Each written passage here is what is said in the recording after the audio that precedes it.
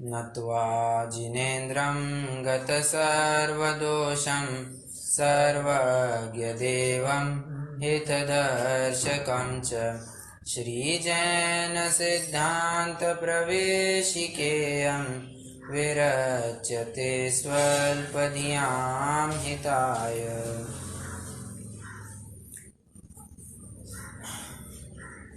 8 कर्मों के अंतर्गत हम नाम कर्म की चर्चा कर रहे हैं और उसमें अभी वो नाम कर्म का विषय पूर्णता की तरफ है।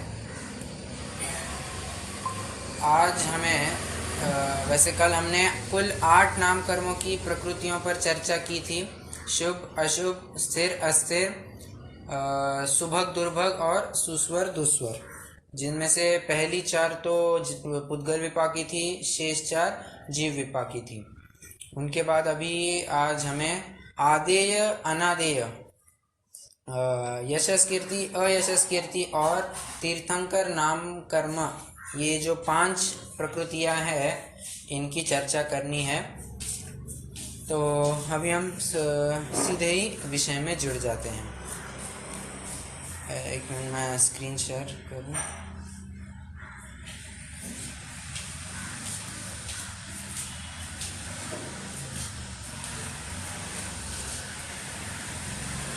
हाँ जी, प्रश्न क्रमांक 217 218। आदे अनादे दोनों जोड़े एक साथ लेंगे। जिस कर्म के उदय से कांतिमान शरीर उत्पन्न होता है उसे आदेय नाम कर्म कहते हैं, और अनादेय बराबर इसका विलोम होगा। जिस कर्म के उदय से कांतिमान शरीर नहीं होता है उसे अनादेय नाम कर्म कहते हैं। अब परिभाषा पढ़ते ही एक द्वंद्व खड़ा होता है हमारे मन में कि कांतिमान शरीर मिलता है तो शरीर को कांति प्रदान करने वाला होता कौन है? तो वो तेजस शरीर होता है। क्यों? तेजस शरीर की हमने परिभाषा देखी है, जो शरीर औदारिक तथा वैक्रिक शरीर को कांति प्रदान करे उसे तेजस शरीर कहते हैं। और यहाँ पर कह रहे हैं कि आदेय नाम कर्म के कारण कांतिमान शरीर उत्पन्न होता है। तो दोनों में से कौन सी सही बात है? दोनों सही बातें हैं। वही अपना एक रीजन, इनमें निमित्त नैमित्तिक संबंध पाया जाता है। ठीक है, और यह भी एक जीव विपाकी प्रकृति है। ओ सॉरी, ये शरीर की तरफ से कह रहे हैं, तो ये जीव विपाकी ही होगा। एक मिनट।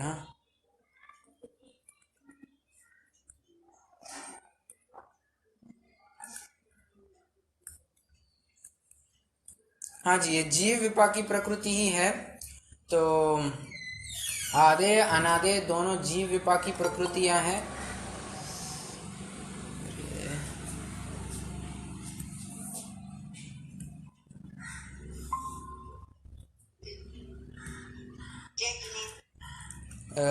तो कहाँ थे?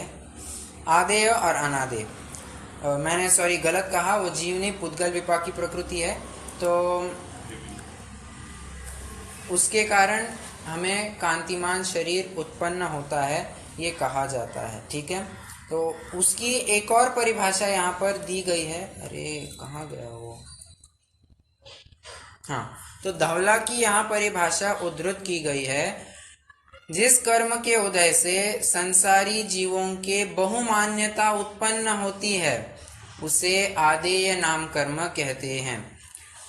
उससे विपरीत भाव को उत्पन्न करने वाला अनादेय नाम कर्म होता है। ठीक है, बहुमान्यता उत्पन्न करना अर्थात मतलब सभी जीव इस व्यक्ति को मानते हैं, चाहते हैं, ऐसी जो कहना चाहिए कि ऐसी जो ख्याति होती है वो आदेय नाम कर्म के कारण होती है। अब पुनः ये परिभाषा पढ़ने पर हमें सुभग दुर्भग की जो नाम कर्म की प्रकृतियां है उससे ये थोड़ी क्रॉस करती हुई दिखाई दे रही। कि सुभग दुर्भग में भी देखा था कि जिस कर्म के उदय से दूसरे जीव अपने से प्रीति करते हैं उसे सुभग नाम कर्म कह रहे हैं। और यहाँ पर भी जिस कर्म के उदय से संसारी जीवों के बहुमान्यता उत्पन्न होती है उसे आदेय नाम कर्म कहते हैं।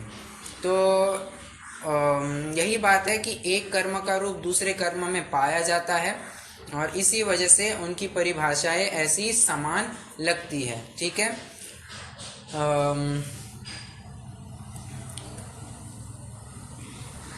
इसकी और भी परिभाषा ऐसी बताई जाती है कि जिसके कारण आकर्षक शरीर प्राप्त हो वो आदेय नाम कर्म के कारण होता है। या एक और परिभाषा ऐसी दी जाती है जो इसी का एक विस्तृत स्वरूप है, जिस कर्म के कारण ऐसा शरीर प्राप्त हो जिसे देखने पर किसी भी व्यक्ति को उसे देखते ही रहे ऐसा भाव होना, मतलब उसे देखते ही रहने का भाव होना, यह आदेय नाम कर्म के कारण होता है। और अनादेय के लिए बस इसके उल्टे लगाना। जिस नाम कर्म के उदय से कांतिहीन, अनाकर्षक और किसी को भी देखने को अच्छा न लगे ऐसा शरीर मिलना, यह अनादेय नाम कर्म है। ठीक है।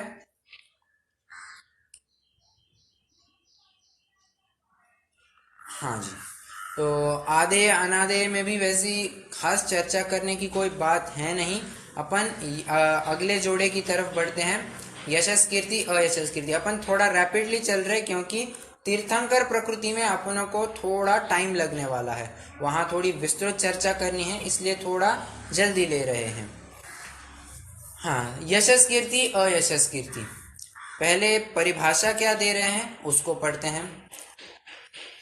जिस कर्म के उदय से संसार में जीव की प्रशंसा होती है उसे यशस कीर्ति नाम कर्म कहते हैं। और अयशस कीर्ति बराबर इसका विलोम। जिस कर्म के उदय से संसार में जीव की प्रशंसा नहीं होती है उसे अयशस कीर्ति नाम कर्म कहते हैं।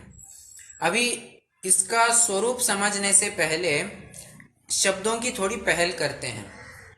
देखिए, यश और कीर्ति दोनों समानार्थी लगते हैं। यश मतलब किसी को बहुत यश की प्राप्ति हो, मतलब वो कीर्तिमान है, ऐसा लोक में कहा जाता है। यश और कीर्ति ये दोनों समानार्थी के रूप में प्रयोग किए जाते हैं। तो इसी बात को लेकर शंकाकार आचार्य देव के सामने खड़ा हुआ और कहता है, आचार्य भगवान, ये यश और कीर्ति ये दोनों तो समानार्थी है, इनको आपने दो बार लिखकर, दो बार मतलब यश और कीर्ति दोनों शब्दों को लिखकर, ये तो पुनरावृत्ति दोष का एक उदाहरण हो गया। मतलब यहाँ तो पुनरावृत्ति दोष हो रही है, पिष्टपेशन हो रहा है, तो इसका समाधान कीजिए। आचार्य देव कहते हैं, सुनो, यश और कीर्ति भले ही लोक में एकार्थवाची के रूप में प्रयोग किए जाते होंगे, यहाँ पर उसका विशेष अर्थ लेना है। क्या? यहाँ यश मतलब गुण, कीर्ति मतलब उन गुणों का उच्चारण। जैसे कोई व्यक्ति है बहुत ही घमंड, बहुत ही निर्मदी है, मतलब उसमें कोई भी घमंड नहीं है, बहुत ही दयालु है, क्षमा स्वभावी है, कहना चाहिए कि बहुत दानी है, किसी को कभी छेड़ता नहीं है, वो किसी की बुराई नहीं करता है। तो ये जो गुण है, हमें उसके ये गुण देखकर उसके प्रति मन के मन ही अंदर बहुमान आना, अरे कितना भला जीव है, कितना अच्छा जीव है, सभी की मदद करता है, किसी को तकलीफ नहीं देता है। तो यहाँ पर यश कीर्ति नाम कर्म का उदय नहीं कहेंगे। यश कीर्ति नाम कर्म का उदय तभी कहेंगे जब उन गुणों का बहुमान आता है, साथ ही साथ वो वचनों में भी प्रकट होते हैं। उच्चारण माने वो हमारे मुख के द्वारा वो प्रकट हो जाते हैं।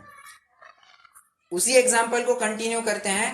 हमने मन के मन में ही सोचा, अरे ये बहुत भला व्यक्ति है, और किसी के सामने जाकर कह दिया, अरे देखो ना वो कितना अच्छा व्यक्ति है, कितना भला व्यक्ति है, सबकी मदद करता है, वो किसी का कोई बुरा नहीं चाहता है। तो जब ये हम मुख से कहते हैं, उसके गुणों का उच्चारण करते हैं, तब यश और कीर्ति दोनों का मेल बैठता है और यश कीर्ति नाम कर्म का उदय कहा जाता है।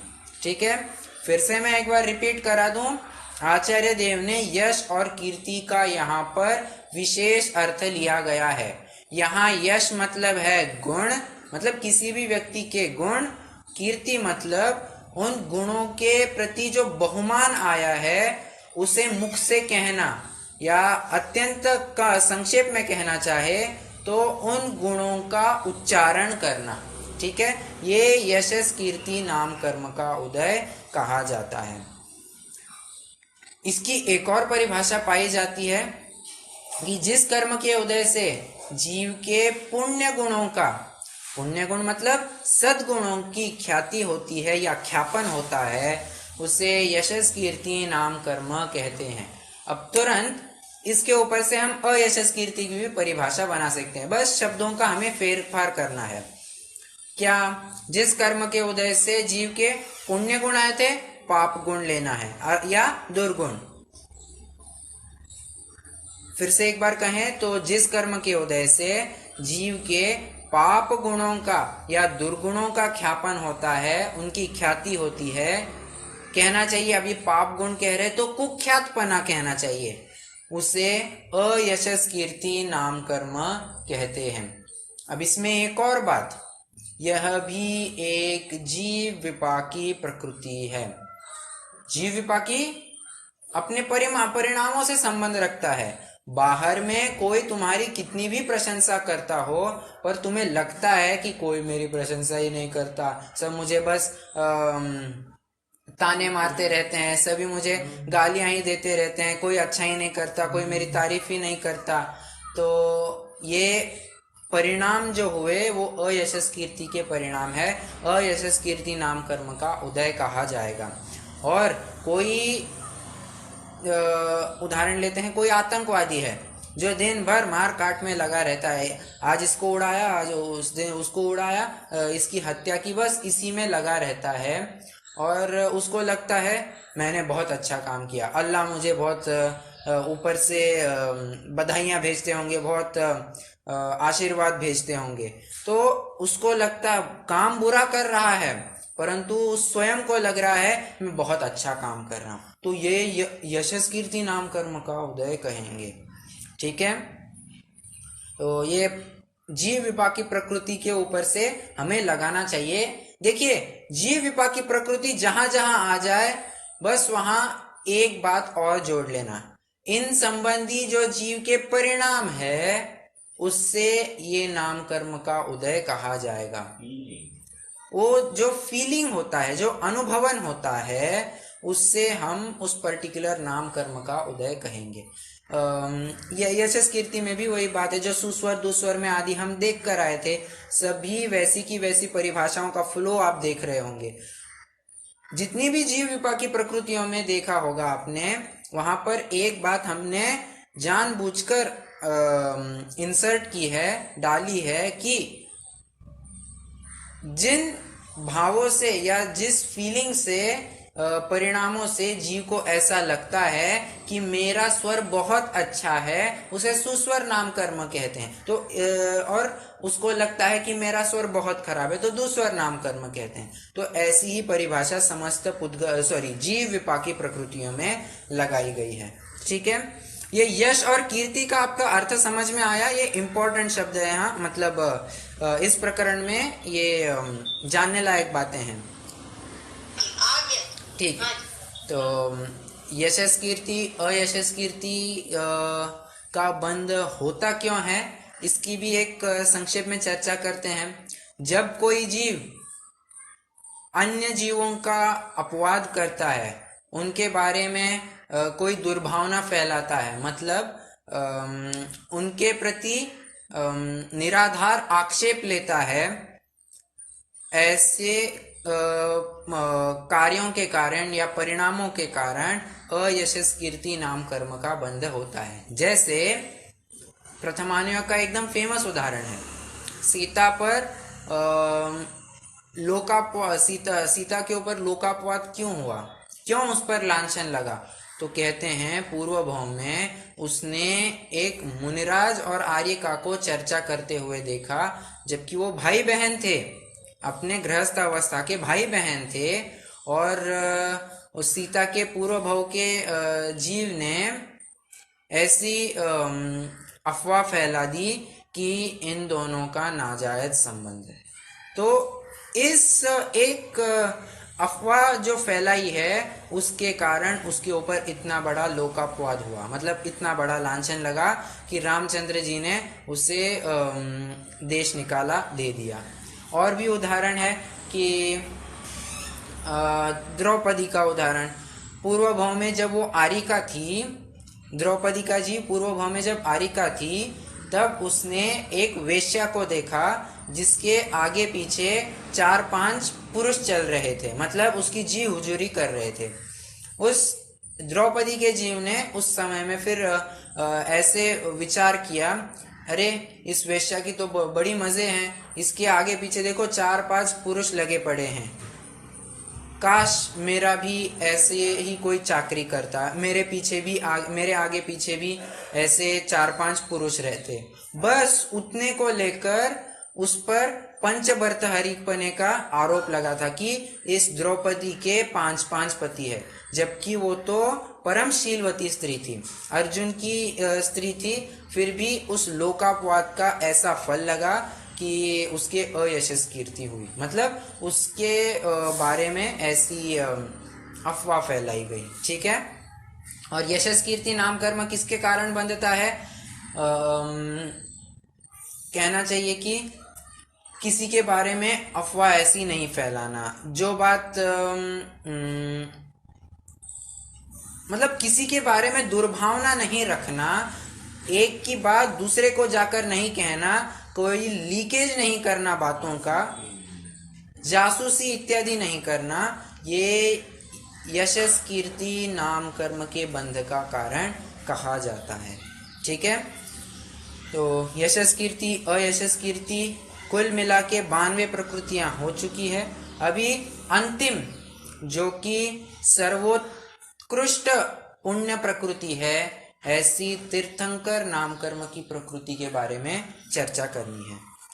पहले मैं आपसे सुनना चाहूंगा, भागों में हमने तीर्थंकर की क्या परिभाषा पढ़ी है? बालबोध भाग 1 पाठ 3, वहां तीर्थंकर की क्या परिभाषा दी है?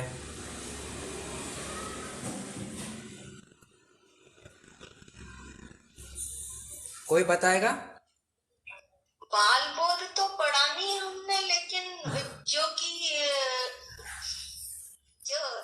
धर्म तीर्थ का उपदेश देते हैं, मतलब धर्म तीर्थ चलता है जब जिनके उससे, है ना? बराबर है, पर वैसे जाते जाते एक बात कह दूं कि भाग तो एक बार तो कम से कम पढ़े हुए होने चाहिए, क्योंकि पूरे के पूरे जिनागम का सार उन भागों में दिया गया है। वो भागों की परिभाषाएं तो याद होनी ही चाहिए। परिभाषा याद भी ना हो तो भी वहां पर क्या किन शब्दों का प्रयोग किया है, वहां पर किस प्रयोजन से या किस उद्देश्य से एक अप्रोच दिया गया है, वो तो मालूम होना ही चाहिए। तो इसलिए भाग तो इम्पोर्टेंट है। लघु जैन सिद्धांत प्रवेशिका 2 बार पढ़ी थी और फिर एक बार ये भी पढ़ी हुई है, फिर आपसे भी अब रिवीजन चल रहा है। वो तो बात ठीक है, अच्छी बात है, आप लघु जैन सिद्धांत प्रवेशिका पढ़ चुके हैं, फिर भी पढ़नी चाहिए। तो वहां पर क्या परिभाषा दी है? जो धर्म तीर्थ के कर्ता होते हैं, समशरणादि विभूतियों सहित होते हैं, और जिनके तीर्थंकर नाम कर्म की प्रकृति का उदय होता है, उन्हें तीर्थंकर कहते हैं। गौर कीजिए, यहाँ पर 3 बातों का उल्लेख किया गया है। पहला, धर्म तीर्थ के कर्ता। संस्कृत में इसी के लिए परिभाषा आती है, तीर्थं करोति इति तीर्थंकरः। जो तीर्थ के कर्ता होते हैं, धर्म तीर्थ के कर्ता होते हैं, प्रवर्तक होते हैं, उन्हें तीर्थंकर कहते हैं। ये पहला हिस्सा। दूसरा, समो शरणादि विभूतियों से युक्त होते हैं। ऐसा क्यों कहा? क्योंकि जो तीर्थंकर को छोड़कर अन्य अरहंत भगवान होते हैं उनके समोशरण का कथन नहीं आया गया है, उनके गंधकुटी की रचना होती है, ऐसा कहा गया है। जो तामझाम कहिए या जो प्रभाव समोशरण की जो सभा लगती है उसके माध्यम से जो प्रभावना होती है उससे उतना इफेक्ट अवश्य ही सामान्य केवलियों के नहीं ही होता है। वहाँ पर कोट इत्यादि की भी यथा योग्य व्यवस्था नहीं होती है। समोशरण तो होता ही नहीं, वहाँ तो गंधकुटी की रचना की गई है। इंद्र गंधर हो सकते हैं, नहीं हो सकते हैं। भले ही प्रथमान योग ने हमने बहुत कथाएं पढ़ी होंगी कि इन अरहंत इन मुनिराज को केवल ज्ञान की प्राप्ति हो गई, उनका समोशरण लग गया, इंद्र आगण आ गए, तो वो बस कहने के लिए बातें कही जाती है, बस प्रथमानियों की कथाएं हैं। तो वैसे मूल में उनके हो भी सकता है, परंतु उनके इतना विशेष पुण्य नहीं होता है जितना तीर्थंकर नाम कर्म की प्रकृति से होता है। मतलब जितना तीर्थंकर के जीव का होता है उतना पुण्य का उदय उनके नहीं होता है। तो दूसरी बात, जो विशेष प्रभावना में कार्यकारी हो ऐसी समोशरणादि जो विभूतियां हैं वो दूसरा क्राइटेरिया रखा। क्राइटेरिया इन द सेंस दूसरी बात रखी। और तीसरी महत्वपूर्ण बात, जिनके तीर्थंकर नाम कर्म का उदय पाया जाता है। अब ये डालना क्यों आवश्यक कहा? क्योंकि आपने अगर आप्तमीमांसा का पहली कारिका पढ़ी होगी, देवागमन भूयान चामरादि विभूतय माया विश्वपि दृश्यन्ते नातस्त्वमसि नो महान। क्या कह रहे हैं? हे भगवान, देवों का आना, ये समोशरण आदि का लगना, इसके कारण आप महान नहीं हो। ये सब विभूतियां तो माया विश्वपि दृश्यन्ते, किसी मायावी के भी पाए जाते हैं। नातस्त्वमसि नो महान, इस तामझाम के कारण आप महान नहीं हो। फिर आगे कह रहे हैं, हे भगवान, आपने जो तत्व का उपदेश दिया है, आपके अनंत चतुष्टय है, इसके कारण आप महान हो। वो अलग बात है। मुझे कहने की बात, मुझे इतना ही कहना है, तीर्थंकर नाम कर्म की प्रकृति का उदय चाहिए। और इस तीर्थंकर नाम कर्म की प्रकृति का उदय 13वें गुणस्थान में ही आता है। 13वें गुणस्थान और 14वें गुणस्थान में ही पाया जाता है। ठीक है, अन्य कहीं भी नहीं पाया जाता। और मायावी के कौन से गुणस्थान होता है? चौथे से आगे नहीं हो सकता। ठीक है, पहला ही होगा, बहुत तो बहुत एक्सट्रीम केस में चौथा हो सकता है कि उसने कुछ ऐसे विक्रिया से ये सब खड़ा कर दिया। ठीक है, तो इसलिए ये तीसरी बात भी डालनी आवश्यक समझी कि नाम कर्म की प्रकृति का उदय चाहिए। ठीक है, तो अभी ये नाम कर्म की प्रकृति, इसकी क्या परिभाषा दी है, इसको थोड़ा पढ़ते हैं प्रवेशिका से। फिर उसका तीर्थंकर के बंधने के लिए क्या क्या क्राइटेरिया लगते हैं, किस किस को बंधते हैं, किसको नहीं बंधते हैं, किस स्थिति में बंधते हैं, वो कब बंधती रहती है, इन सभी बातों की हमें चर्चा करनी है। देखिए, जिस कर्म के उदय से तीर्थंकर पद प्राप्त होता है उसे तीर्थंकर नाम कर्म कहते हैं। अब ये तो बहुत ही सरल परिभाषा दे दी। जिसके निमित्त से तीर्थंकर पद प्राप्त होता है उसे तीर्थंकर नाम कर्म कहते हैं। अच्छा, एक और बात, तीर्थंकर नाम कर्म प्रकृति भी जीव विपाकी प्रकृति है। अब एक अखरने वाली बात ये है कि तीर्थंकर नाम कर्म जीव विपाकी कह दिया, ठीक है, कोई बात नहीं, परंतु उसका उदय 13वें 14वें गुणस्थान में कह रहे हैं। मतलब किनको होता है? केवलियों को ही होता है। अब केवलियों को ऐसा क्या भाव आता होगा कि जिसके कारण उन्हें जीव विपाकी कहा गया है? मतलब किस बेसिस पर जीव विपाकीपना कहा गया है तीर्थंकर नाम कर्म का, ये हम अपने बुद्धि के अनुसार नहीं कह सकते हैं। ये हमारे बुद्धि गोचर नहीं है। इसलिए इस बात को तो केवली ही जान सकते हैं कि किस प्रकार से जीव विपाकी कहा गया है। आचार्यों ने इसका विभाजन जीव विपाकी के अंतर्गत कर दिया है, सो बस हमें उसका फॉलो करना है। इसमें ज़्यादा अपन कुछ कह नहीं सकते हैं। हाँ जी, तो हाँ अच्छा, इसी से संबंधित एक और परिभाषा तत्वार्थ सार में पाई गई है। क्या? कि जिसके कारण तीर्थंकर पने का या तीर्थंकरत्व का भाव होता है उसे तीर्थंकर नाम कर्म कहते हैं। अब इसमें भी वही बात कुछ खुल के नहीं आती कि तीर्थंकर पने का भाव क्या होता होगा। मैं तीर्थंकर, ऐसे जो भाव होते हैं ऐसे मोटे तौर पर हम कह सकते हैं, परंतु जो मैंने अभी कहा मैं तीर्थंकर, ऐसी जो भावना होती है वो निर्माण घमंड से रहित होती है। ठीक है, तो हम किसकी चर्चा करने वाले थे? हाँ, इसका अभी बंध कैसे होता है, मतलब किनको बंधता है, पहले इसकी बात करते हैं। तीर्थंकर प्रकृति बंधने के लिए पहली क्राइटेरिया, वो जीव सम्यक दृष्टि चाहिए। क्या कहा? वो जीव सम्यक दृष्टि चाहिए। दूसरी क्राइटेरिया, कर्म भूमि का मनुष्य चाहिए।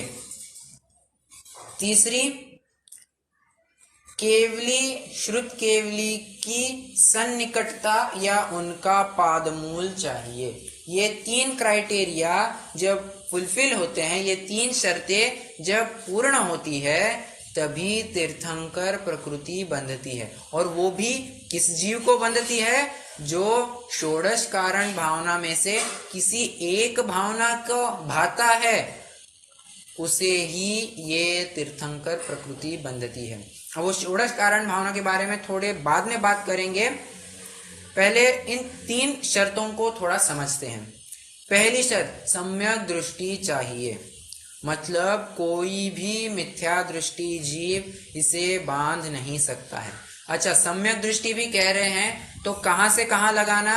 चौथा गुणस्थान, पांचवा गुणस्थान, छठवा गुणस्थान, सातवां गुणस्थान, इन चारों गुणस्थानों में कहीं पर भी वो जीव तीर्थंकर प्रकृति बांधना शुरू कर सकता है।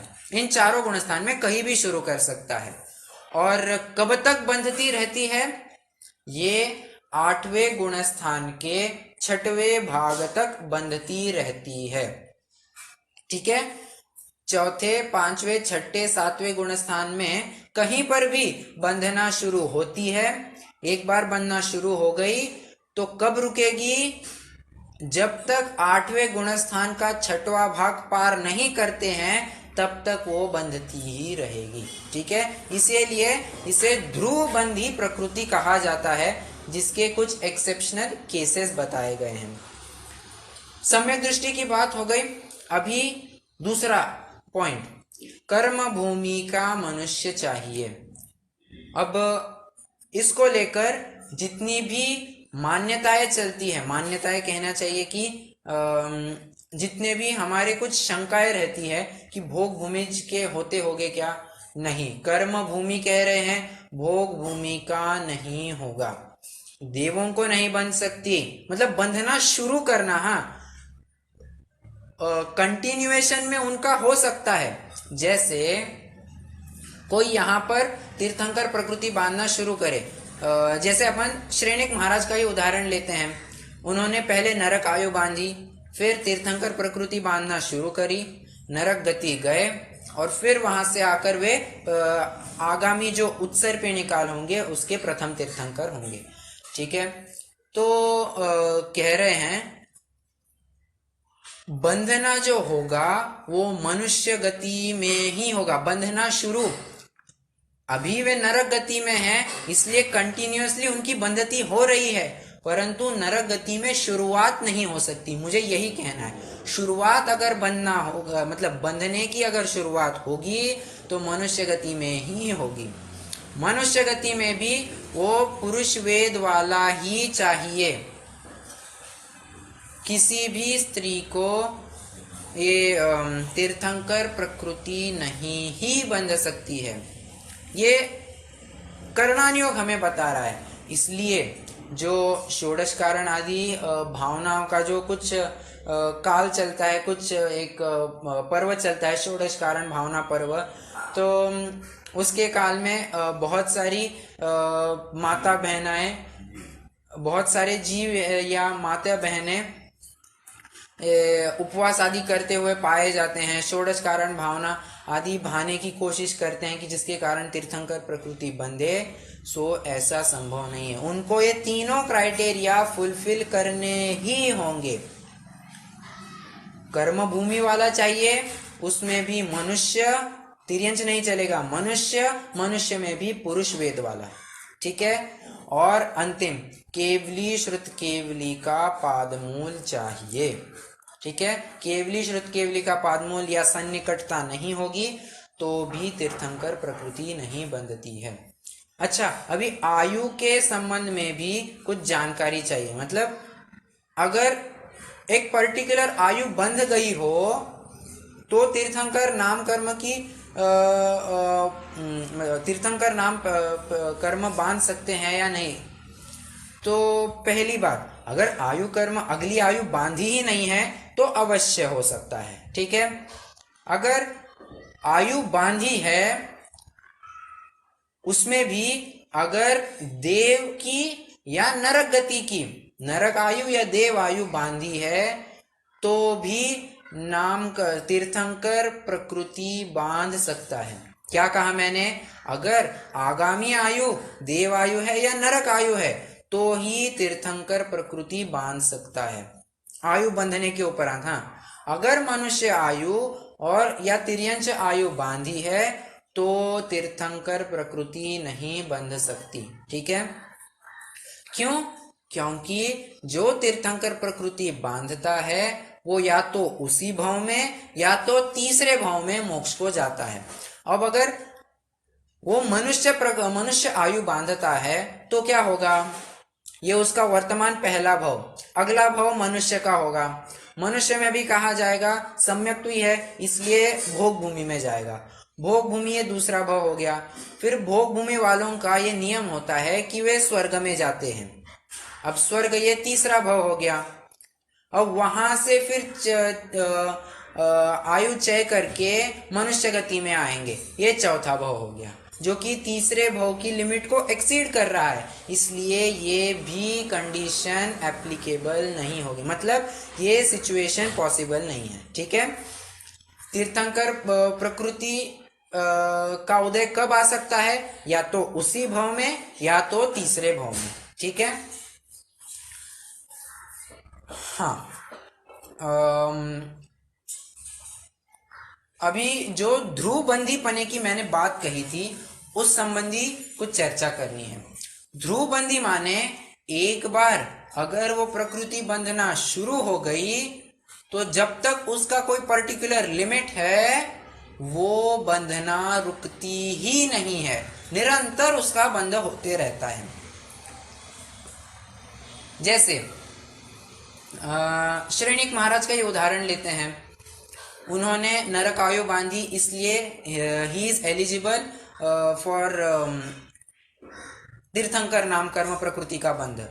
तो जब उन्होंने तीर्थंकर प्रकृति बांधना शुरू की तब उनका शायिक सम्यक्त्व था, और शायिक सम्यक्त्व के साथ वे कहीं पर भी जाए, शायिक सम्यक्त्व का तो कभी लोप होता नहीं है, इसलिए उनका चौथा गुणस्थान बरकरार रहा।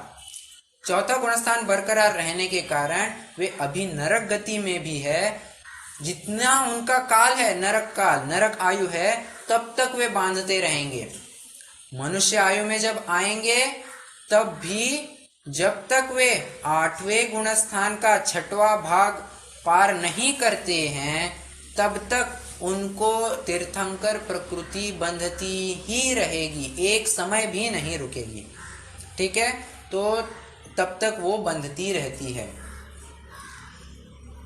अभी मान लीजिए कोई जीव है, उसने तीर्थंकर प्रकृति बांधना शुरू कर दी, तो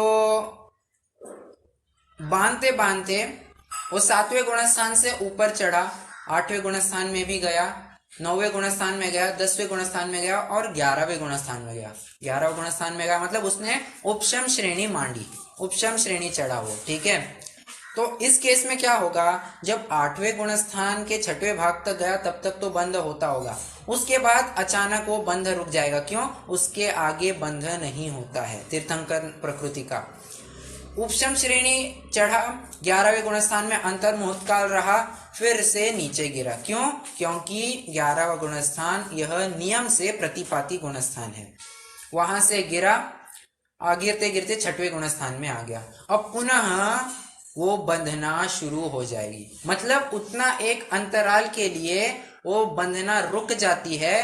फिर जब वो पुनः उस क्राइटेरिया में आ जाता है, 6वां गुणस्थान हो, 5वां 7वां जो कुछ भी गुणस्थान हो वहां आ जाता है, तो वहां फिर से बंधना शुरू हो जाता है, ठीक है। मतलब ऐसे कुछ एक्सेप्शनल केसेस हैं जिसमें तीर्थंकर प्रकृति बंधना कुछ काल के लिए रुक जाती है।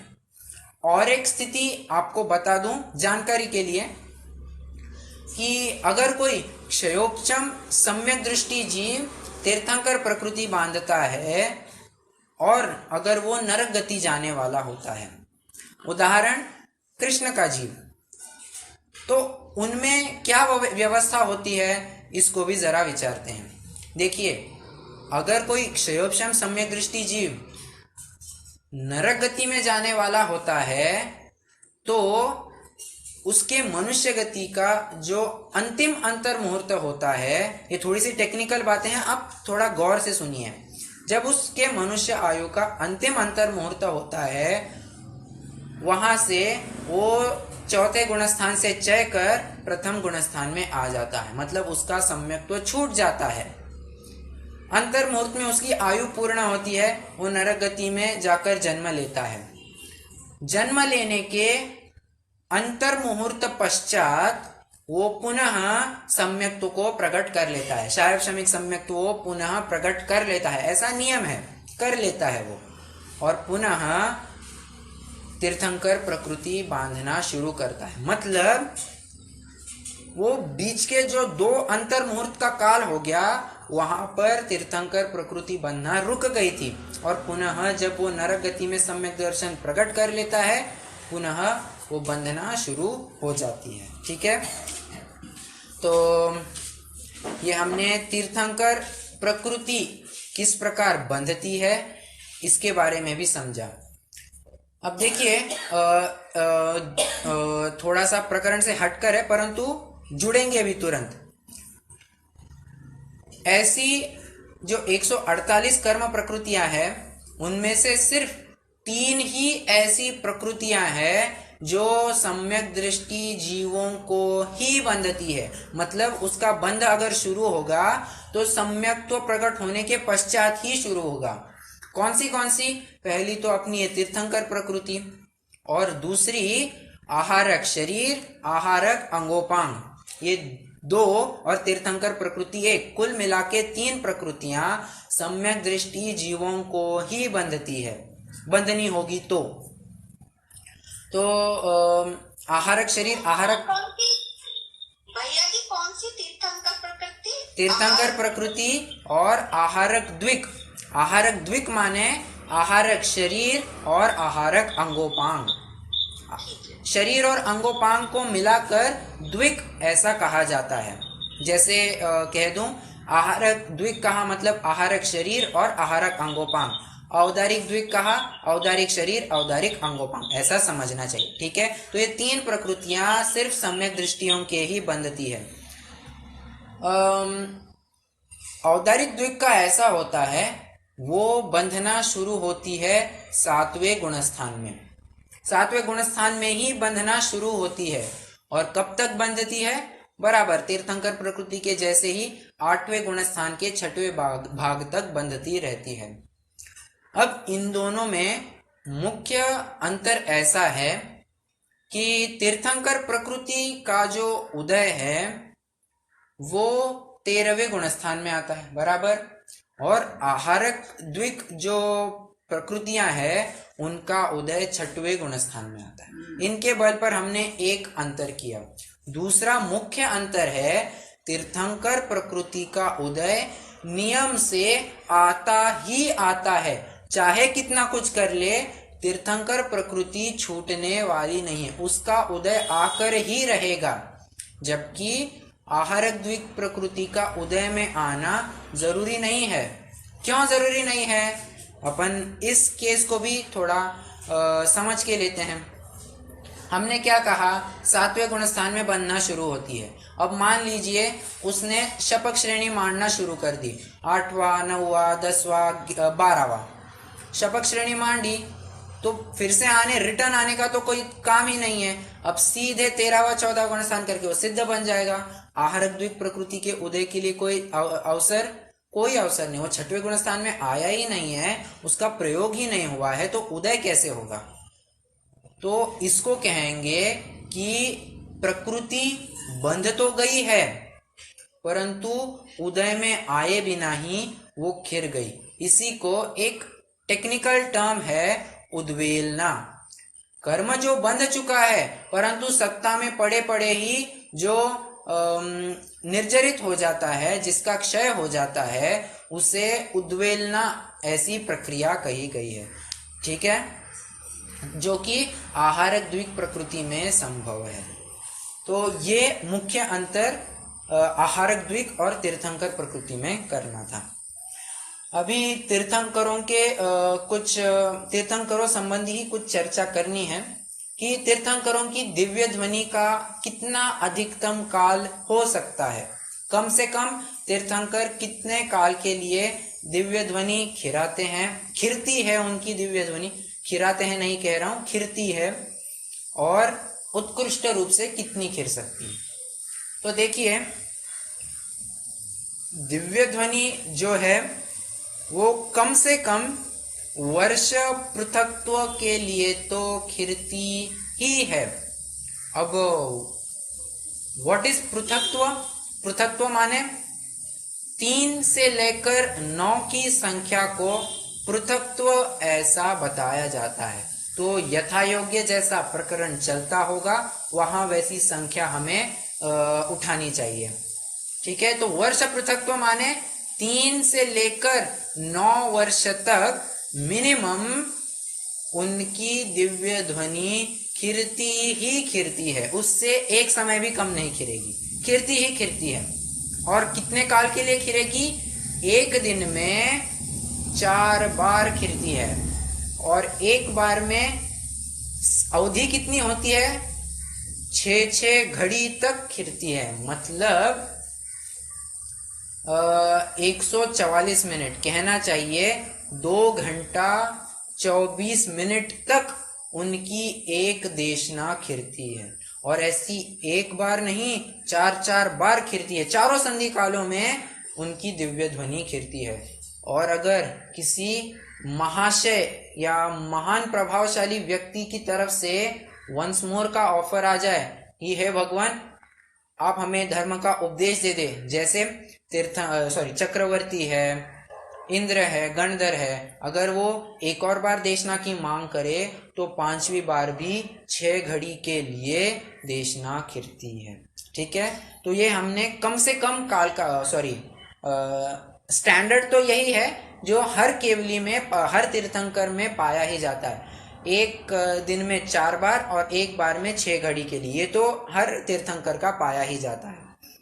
अब ओवरऑल जो टाइम पीरियड की बात कर रहे हैं उसमें कम से कम वर्ष पृथक्त्व तक दिव्य ध्वनि खिरती है। और उत्कृष्ट रूप से कितनी खिर सकती है? कह रहे हैं 8 वर्ष 1 मुहूर्त कम 1 कोटि पूर्व तक तीर्थंकर की दिव्य ध्वनि खिर सकती है। अब एक पूर्व का कितना प्रमाण है, मतलब वो कितना काल है? एक पूर्व मतलब होता है 84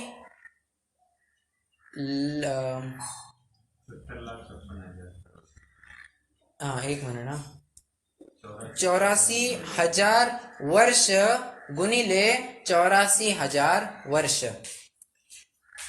ये एक पूर्व की इतना प्रमाण है, मतलब इतना बड़ा काल है। 84,000 वर्ष गुनिले 84,000 वर्ष, इतना बड़ा काल है।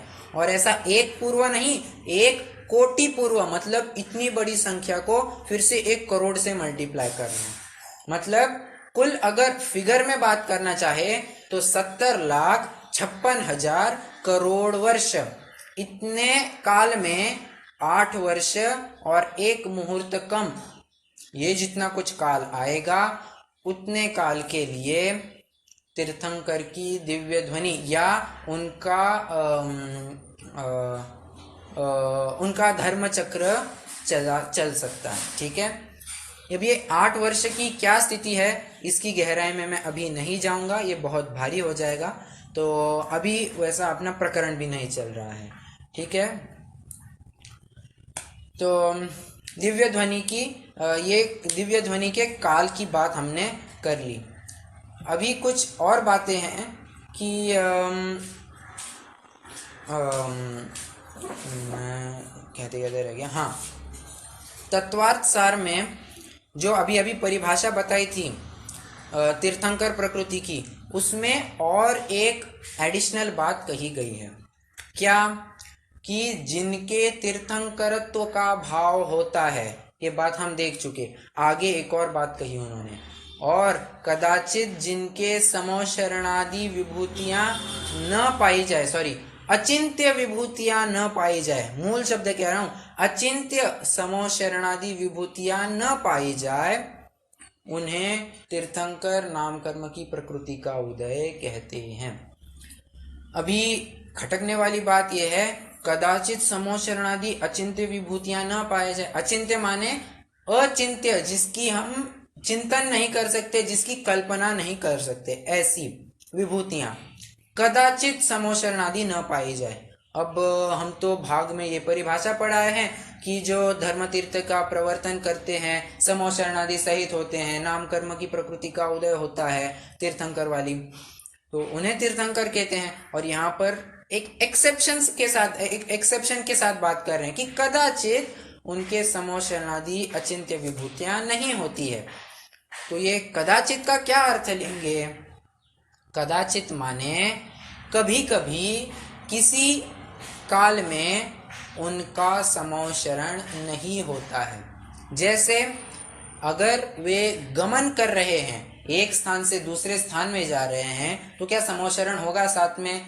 नहीं, समोशरण वहां नहीं होगा। इस केस में समोशरण नहीं पाया जाता, पूरी वो रचना विघटित हो जाती है। और कोई केस, जब उनका योग निरोध होता है और वे 14वें गुणस्थान में प्रवेश करते हैं, तब भी वो समोशरण की रचना पूरी हट जाती है, विघटित हो जाती है, फिर भी उनके तीर्थंकर नाम कर्म का उदय होता है। हमने अभी अभी देखा, तीर्थंकर नाम कर्म का उदय 13वां और 14वां दोनों गुणस्थानों में पाया जाता है, और 14वें गुणस्थान में तो समोशरण है नहीं, तो इसीलिए उन्होंने कदाचित ऐसा शब्द जोड़कर वो परिभाषा लगा दी। ठीक है, तो ये तीर्थंकर प्रकृति के बारे में और भी ऐसी विशेषताएं आती है कि ये सर्वोत्कृष्ट पुण्य प्रकृति कैसी है। तो कहते हैं कि गर्भ में आने के 6 माह पूर्व से लेकर जन्म तक देवगण दिन में 3-3 बार रत्नों की वृष्टि करते हैं। मतलब गर्भ में आने से 6 महीने पहले और गर्भ के 9 माह, कुल मिला के 15 माह दिन में हर दिन 3-3 बार रत्नों की वृष्टि करते हैं। अब विचार कीजिए, ये तीर्थंकर अभी तक हुए ही नहीं। अरे तीर्थंकर क्या, अभी तक उनका पूर्व भव ही चल रहा है, और उसी के प्रताप में, उसी की एक छटा हमें ये रत्न वृष्टि दिखाई दे रही है। और क्या इसका फल होता है? फल इन द सेंस, और क्या विशेषता होती है? अगर कोई जीव तीर्थंकर होने वाला है परंतु नरक गति से मनुष्य गति में आने वाला है, जैसे श्रेणिक महाराज का जीव है, अभी नरक गति में है, फिर मनुष्य गति में जाएंगे, तो जब उनकी नरक आयु के अंतिम 6 महीने बचे होंगे, उन अंतिम 6 महीनों में उनके आजू बाजू में एक कोट बन जाएगा, बराबर कोट सा एक बन जाता है, जिससे अनुमान लग जाता है या जिससे पता चल जाता है कि अभी ये जीव कोई मारकाट लड़ाई में नहीं उलझेगा, ये अभी तीर्थंकर का जीव बनने वाला है। तो मतलब वो अंतिम 6 महीने में भी वो कोई लड़ाई झगड़ा कुछ नहीं करता है, किसी में भी नहीं उलझता है वो। तो ये भी एक प्रताप होता है। फिर आपने तीर्थंकरों के जो 42 गुण होते हैं, तो और 42 बहिरंग गुण और 4 अंतरंग गुण, तो वो 42 गुण भी ये तीर्थंकर नाम कर्म की प्रकृति के उदय से कहिए या उसकी छठा रूप कहिए, दोनों में आते हैं। कहीं कहीं वो जन्म संबंधी अतिशय है, कहीं देवकृत अतिशय है, तो ये सभी उनके पुण्य प्रकृति का ही प्रताप है, उनकी सर्वोत्कृष्ट प्रकृतियां होती है। ठीक है, तीर्थंकरों के बारे में ऐसा भी आता है कि उनके तो मित्र, मतलब उनकी जितनी भी भोग सामग्री है, उनके मित्र इत्यादि है, ये सभी देवकृत ही होती, ये सभी अलौकिक होते हैं। अलौकिक माने देवगण सब कुछ इनकी व्यवस्था करते हैं। देवगण इन्हें सभी रत्न आभूषण वस्त्र, इनकी भोग सामग्रियां सभी देवगण स्वयं प्रदान करते हैं। और इनके मित्र भी ऐसे हमारे मित्रों जैसे नहीं होते हैं, इनके सभी मित्र भी देवगण ही होते हैं। ये देवगणों के साथ क्रीड़ा करते हैं, इनके साथ चर्चा वार्ता खेल कूद इत्यादि जो कुछ करते हैं, ये सभी देवगणों के साथ ही करते हैं। मतलब इतने हायर लेवल पर चले जाते हैं। तीर्थंकरों का कल्याणकों के बारे में भी कुछ बात करते हैं। तो तीर्थंकर के 2, 3 या 5 कल्याणक हो सकते हैं। कितने कितने हो सकते हैं? 2, 3 या 5 कल्याणक वाले। हमारे जो ढाई द्वीप में भरत और ऐरावत क्षेत्र है 5-5, मतलब जम्बू द्वीप संबंधी एक, धातकी द्वीप संबंधी एक, 2 और पुष्करार्ध द्वीप संबंधी 2, ऐसे 5 भरत 5 ऐरावत, ऐसे 10 क्षेत्रों में तीर्थंकरों के नियम से 5 कल्याणक ही होते हैं। 5 कल्याणक होते ही होते हैं, एक भी कम नहीं होता। फिर 2 और 3 की व्यवस्था किन में पाई जाती है? जितने भी विदेह क्षेत्र हैं, मतलब 160 विदेह क्षेत्र हैं ढाई द्वीप में, उनमें ये 2 या 3 कल्याणक वाले पाए जाते हैं। 5 कल्याणक वाले भी वहां पाए जाते हैं, परंतु अधिकता वहां पर 2 और 3 कल्याणक वालों की ही होती है। अब ये 2 और 3 कल्याणक कैसे संभव है, इसकी भी बात करते हैं। हमने थोड़ी ही देर पहले एक बात देखी थी कि कोई जीव तीर्थंकर प्रकृति उसी भाव में बांधना शुरू कर सकता है और उसका उदय उसी भाव में भी आ सकता है। क्यों? उसको मोक्ष में भी तभी जाना होगा, ये भी एक बात संभव है। तो इस जीव के वो बंधना कब शुरू होगी? चौथे गुण स्थान से, चौथे, 5वें, 6ठे, 7वें कहीं पर भी वो बनना शुरू कर देगा। अब चौथा गुणस्थान 5वां गुणस्थान कह रहे हैं नियम से, मतलब 5वां 6वां गुणस्थान कह रहे हैं ये नियम से जन्म के साथ नहीं होगा, तो इसके गर्भ कल्याणक और जन्म कल्याणक ये 2 तो हट गए। अब मान लीजिए उसने गृहस्थ अवस्था में प्रवेश करने पर 8 वर्ष की आयु पूर्ण हो गई, फिर उसके बाद उसने तीर्थंकर प्रकृति बांधना शुरू कर दी, मतलब चौथे गुणस्थान में आया और उसने शुरू कर दी। 2 कल्याणक तो हुए नहीं, तो बचे जितने भी 3 कल्याणक है, तप कल्याणक, ज्ञान कल्याणक और निर्वाण कल्याणक, ये 3 कल्याणक होंगे। अब 2 कल्याणक की स्थिति कैसे संभव है? मान लीजिए मुनि अवस्था धारण करने के पश्चात तीर्थंकर प्रकृति बांधना शुरू कर दी, तो तप कल्याणक का काल भी हो चुका है, तब कल्याणक की कोई बात ही नहीं रहती है। फिर ज्ञान कल्याणक और निर्वाण कल्याणक, ये 2 ही कल्याणक उनके संभव होते हैं। किसी भी रूप में तीर्थंकर के अंतिम 2 कल्याणक तो होते ही होते हैं, उसके बिना वो तीर्थंकर ही नहीं कहलाएंगे। ठीक है, तो ये तीर्थंकर प्रकृति की बारे में हमने विस्तार से चर्चा करना की एक कोशिश की है। अगर कोई और जानकारी मुझे मिलती है तो मैं आपको बताऊंगा। अगर आपको शंका है कुछ है तो आप पूछ सकते हैं, नहीं तो फिर आज का समय भी हो गया है, आज विराम लेंगे।